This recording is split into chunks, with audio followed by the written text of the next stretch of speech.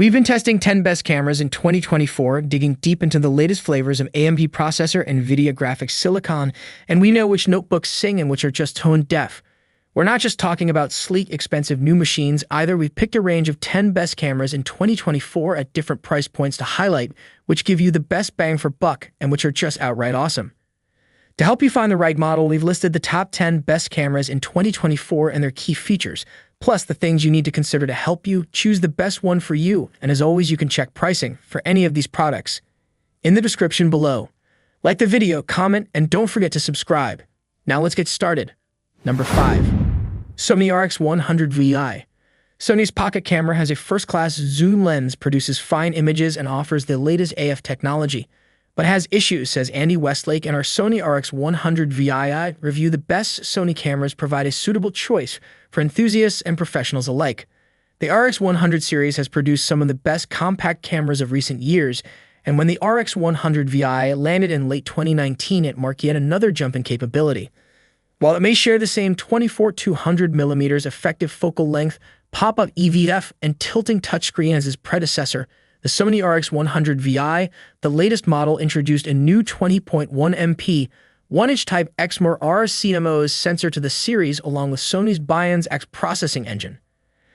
Aiming at the growing vlogging community, Sony also gave the RX100 VI a 3.5mm mic port, enhanced video features, and a more sophisticated AF system. Sony revolutionized the pocket camera in 2012 when it released the original RX100 that employed a 1-inch type sensor to give significantly better imager quality compared to anything that had come before it. Since then, smaller sensor cameras have lost favor with enthusiast photographers, with only Canon and Panasonic continuing to challenge Sony in this area of the camera market. Sony has since released successive RX100 generations almost every year up until the RX100 VI debuted in 2019. The most significant updates came with the Sony RX100 II, which sported a large aperture short zoom and a pop-up electronic viewfinder, and then the RX100 VI, which adopted a then brand new 24-200mm equivalent zoom. As this article is published, the Sony RX100 VI remains the latest iteration of the camera.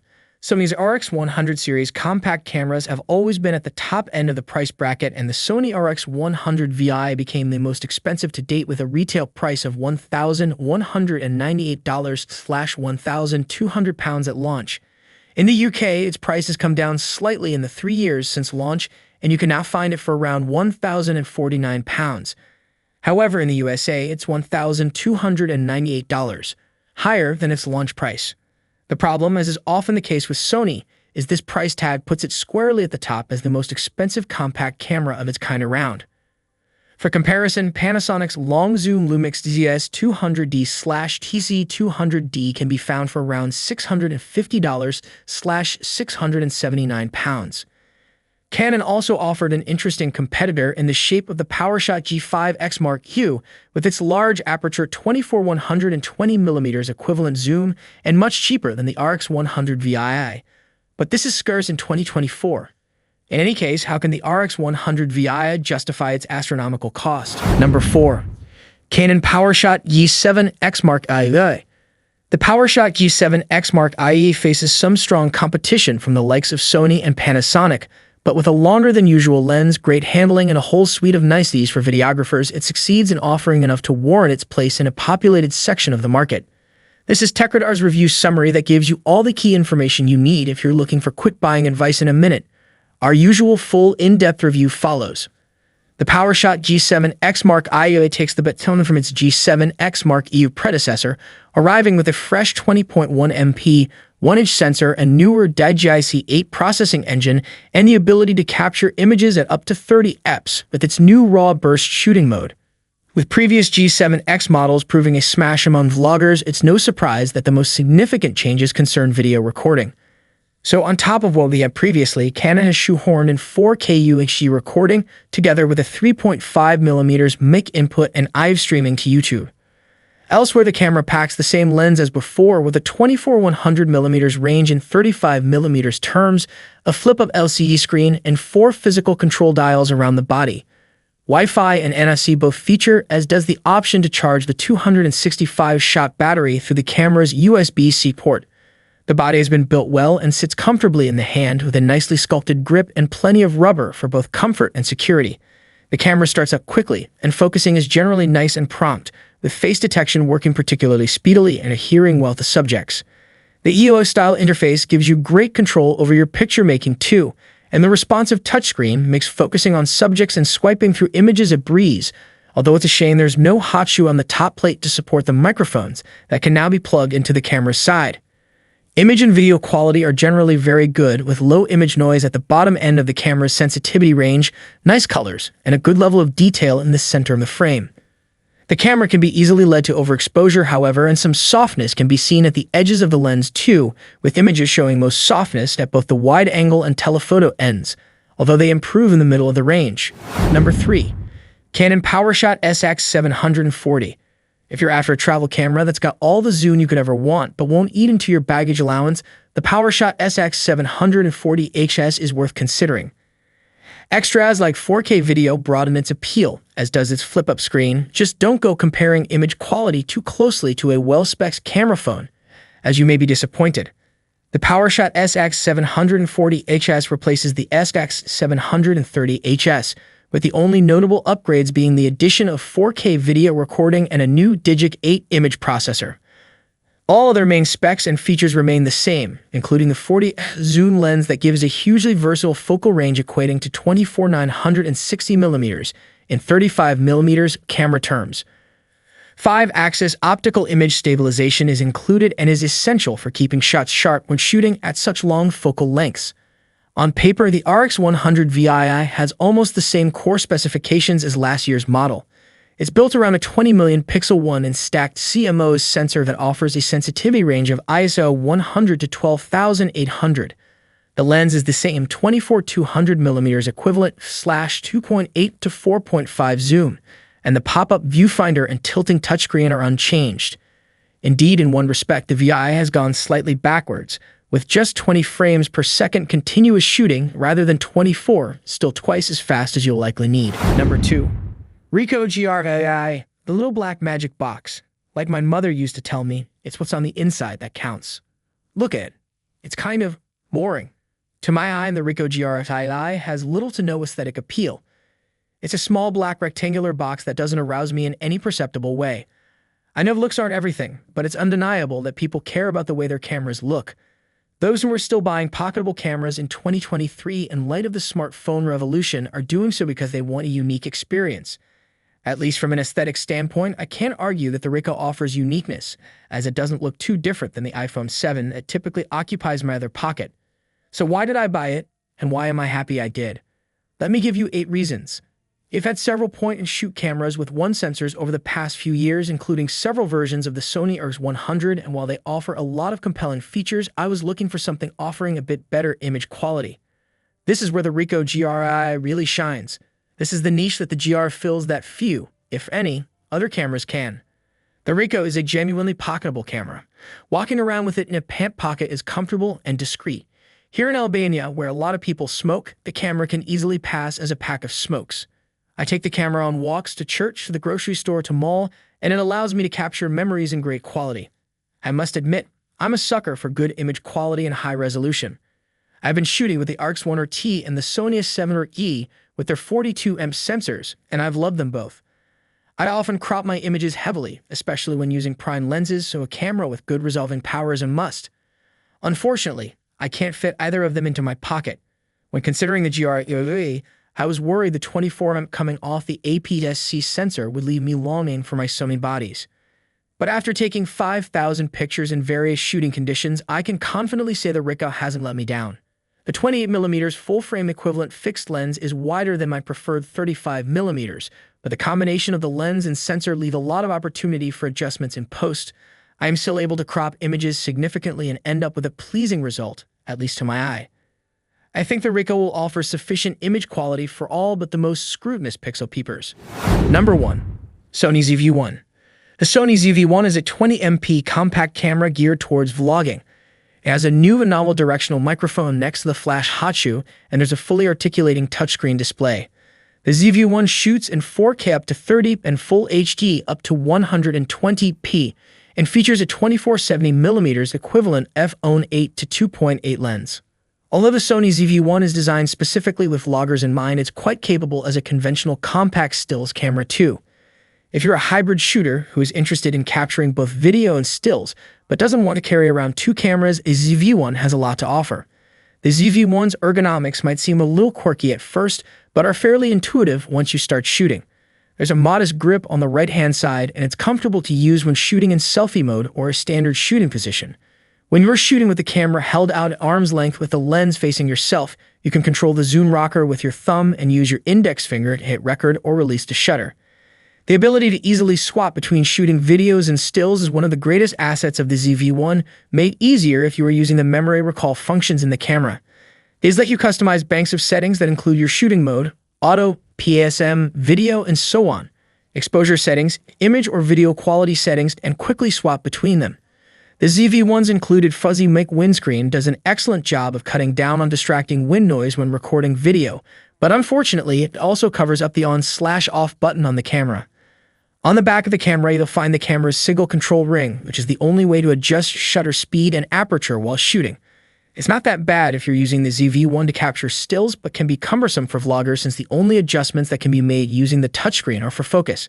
So if you want to adjust anything other than your AF area, you'll have to flip the camera back around. Number 5. Fujifilm XH2. When I was reviewing the Fujifilm XT5 a few months ago, I was impressed by the overall progress Fuji has made with this most recent in the XT series, but I couldn't help drawing parallels to another recent Fuji camera, Fujifilm XH2. I hadn't reviewed the XH2 yet, but on paper, I noticed that many of my critiques of the XT5 were answered in the XH2 for only a few $100s more. I was eager to spend time with the XH2, but it took a few months before I could fit it into my schedule, but I'm glad I did. After spending some quality time with the XH2, I can safely say that this is the next Fuji camera I will personally buy. I think of it as the APS-C equivalent of a camera like the Canon EOS R5, a high-resolution camera that also manages to be a good action camera and video camera. In this case, the XH2 was the first Fuji model to sport an ultra-high-resolution 40.2 MP sensor that delivers wonderfully detailed 77/28x5152 pixel images. The new sensor is definitely the headline new feature here, though there are a number of other improvements that we'll explore as a part of our review, including robust focus and deep buffers. As noted, the Fujifilm XH2 is sold slightly upmarket of the XT5 at price point of about $2,000 USD. That additional $300 nets you a more professional-grade body, much deeper buffers, improved viewfinder, and more robust video features, and is well worth considering if you have deeper pockets. The XT and XH lines differ in terms of their basic design philosophy.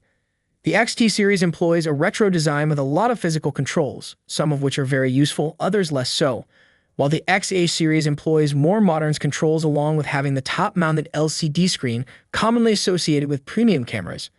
There's a certain amount of market parity these days, and there are some things that Sony, Canon, and Nikon do better, though Fuji has had a long investment in the APS-C mirrorless space, and it shows in the maturity of the system.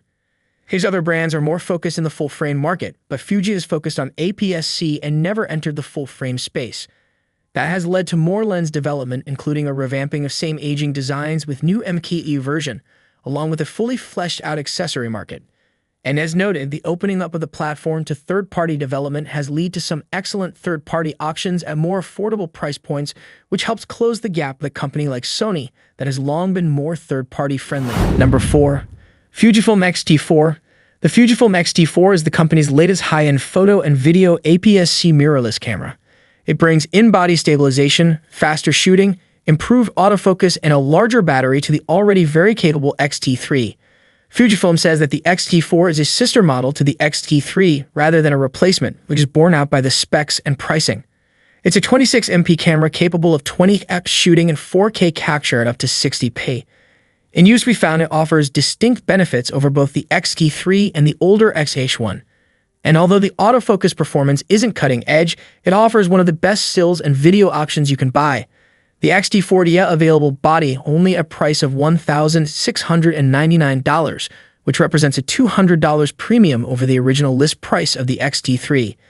It's also available as a kit with the 18-55mm f2.8 4.0 OIS lens for $2,099 or with the 16-80mm f4 OIS WR for $2,199.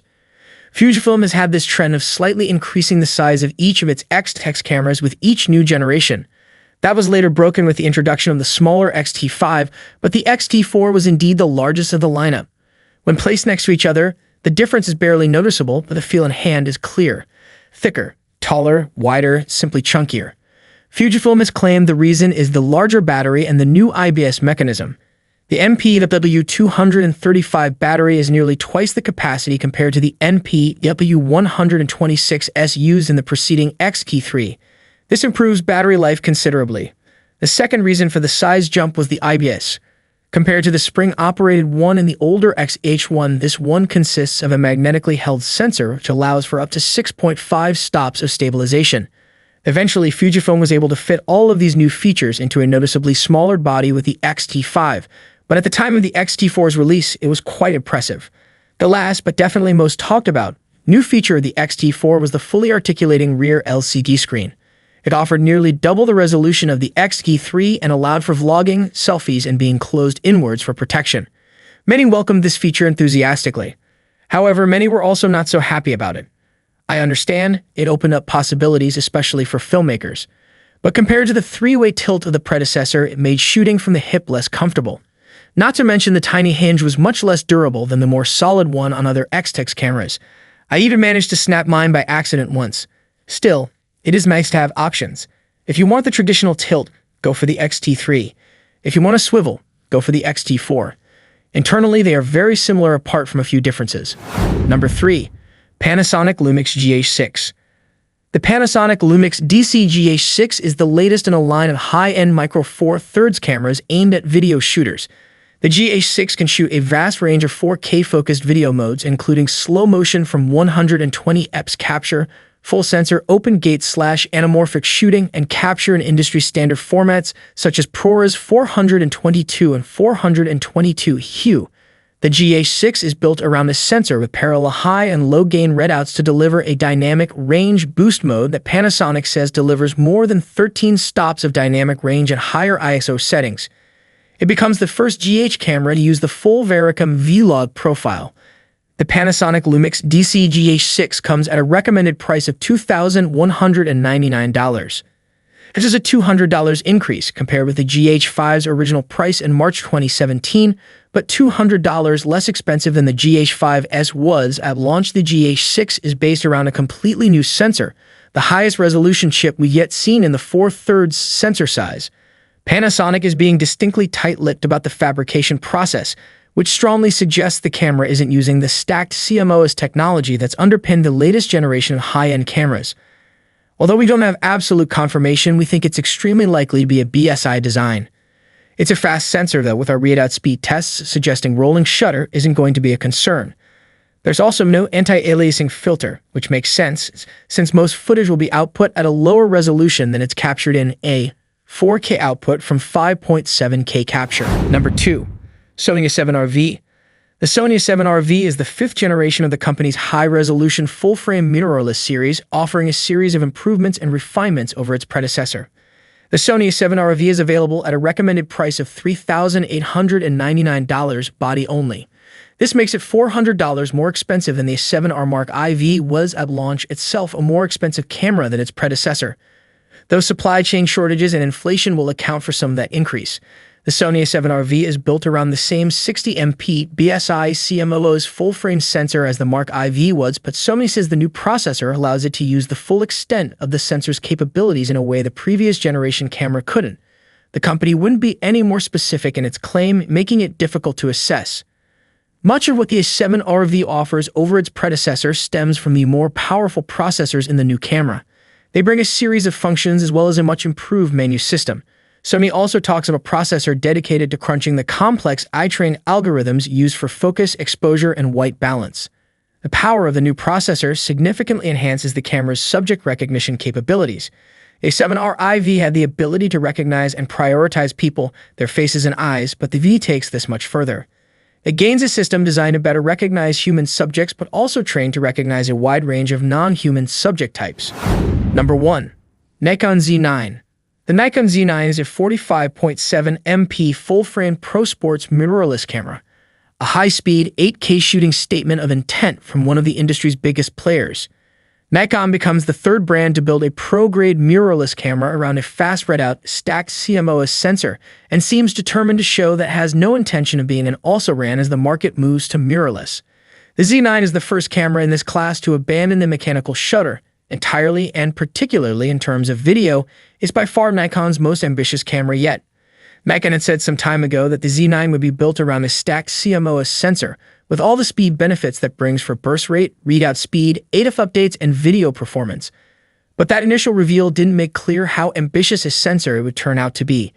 The sensor delivers the fastest readout rate of any full-frame camera we can think of, resulting in a flash sync of 1/200 seconds, as fast as many mechanical shutters can manage. But just as excitingly, it has precisely the same pixel count as the sensor used in the Z7 cameras, along with the same base ISO of 64.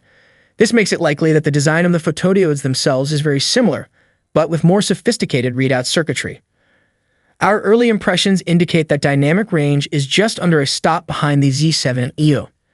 Just as stacked CMOS has become the key hardware change underpinning the latest generation of pro-grade mirrorless cameras, subject recognition algorithms trained by machine learning is proving to be the defining software advance.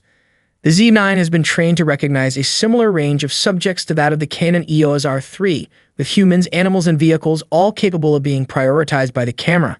Like the Canon, the Nikon has been trained to recognize eyes, faces, and torsos so that it can maintain focus on the same person and focus in on the most relevant detail.